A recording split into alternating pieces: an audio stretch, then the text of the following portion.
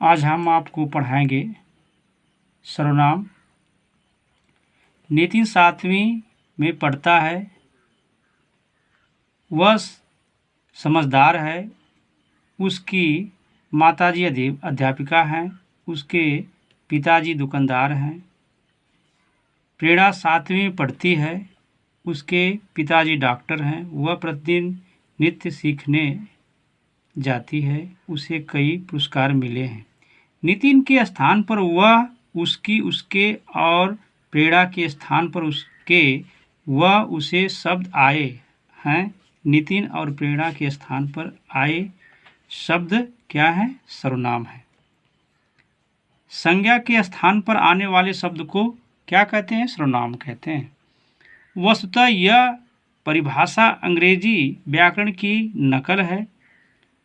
अंग्रेजी शब्द प्रोनाउन के लिए यह ठीक है, परंतु हिंदी शब्द सर्वनाम का अर्थ है सबका नाम। जो नाम प्रत्येक वस्तु, स्थान या भाव के लिए प्रयोग हो उसके वह सर्वनाम होता है। मैं, तुम, वह, इस, जो आदि सर्वनाम है।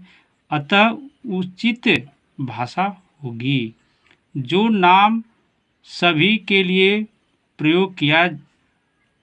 प्रयोग किया जा सके वह सर्वनाम होता है।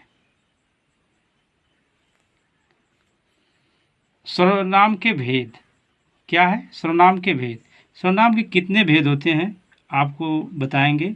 पुरुषवाचक सर्वनाम, निजवाचक सर्वनाम, निश्चयवाचक सर्वनाम, अनिश्चयवाचक सर्वनाम, संबंधवाचक सर्वनाम, प्रश्नवाचक सर्वनाम।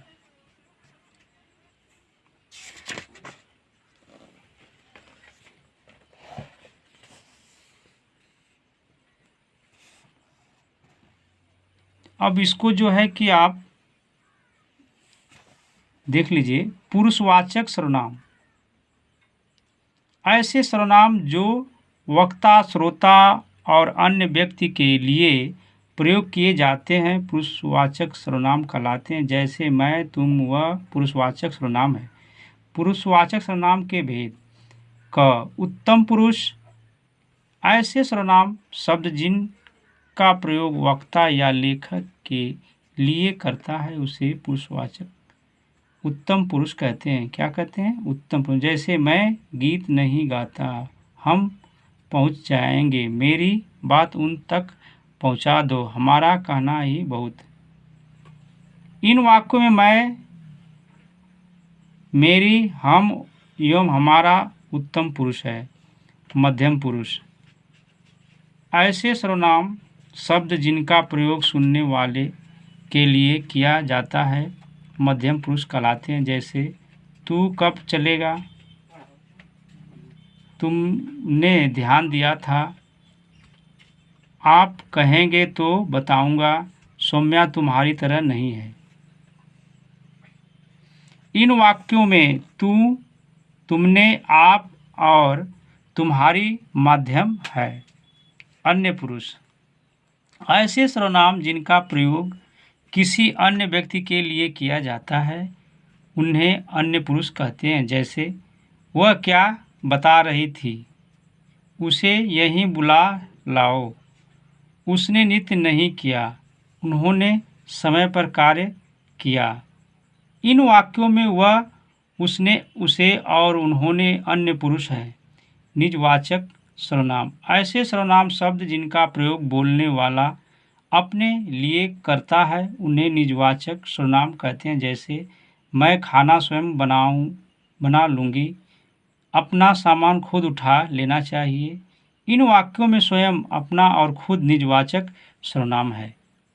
निश्चयवाचक सर्वनाम ऐसे सर्वनाम शब्द जिनका प्रयोग किसी निश्चित वस्तु या प्राणी के लिए किया जाता है निश्चयवाचक सर्वनाम कहलाते हैं। जैसे यह नहीं, वह दो, इसे बिठा दो, उसे बुलाकर लाओ, इनसे शोर मचाया, इसने क्या किया? शोर मचाया।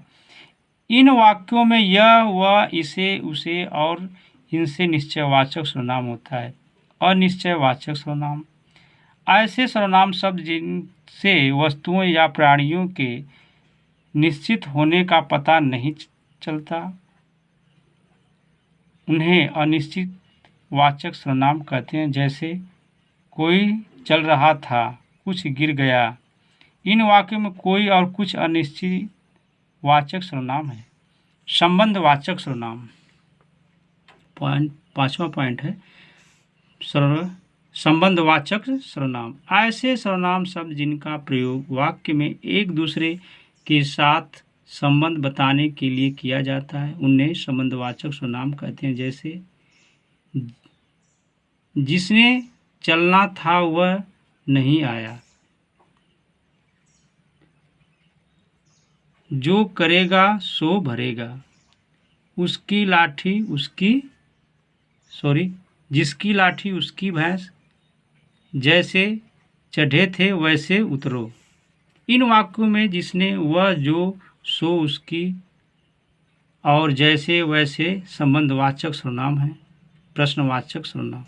ऐसे सर्वनाम शब्द जिनका प्रयोग प्रश्न पूछने के लिए किया जाता है, उन्हें प्रश्नवाचक सर्वनाम कहते हैं। जैसे कहानी कौन सुनाएगा, शीशा किसने तोड़ा, निकुंज को किसने मारा, नेहा किसके साथ गई। इन वाक्यों में कौन, किसने और किसके प्रश्नवाचक सर्वनाम है। और आपको क्वेश्चन दे रहे हैं, इसको आप देख लीजिए। सर्वनाम किसे कहते हैं, पहला प्रश्न है। दूसरा है सर्वनाम के भेदों के नाम लिखना है। तीसरा है पुरुषवाचक सर्वनाम किसे कहते हैं, इसके भेदों के नाम लिखना है। चौथा निश्चय और अनिश्चय सर्वनाम के अंतर को उदाहरण देकर स्पष्ट करना है। बस 4 ही प्रश्न आप लिख करके आएंगे, सभी बच्चे और बच्चियां।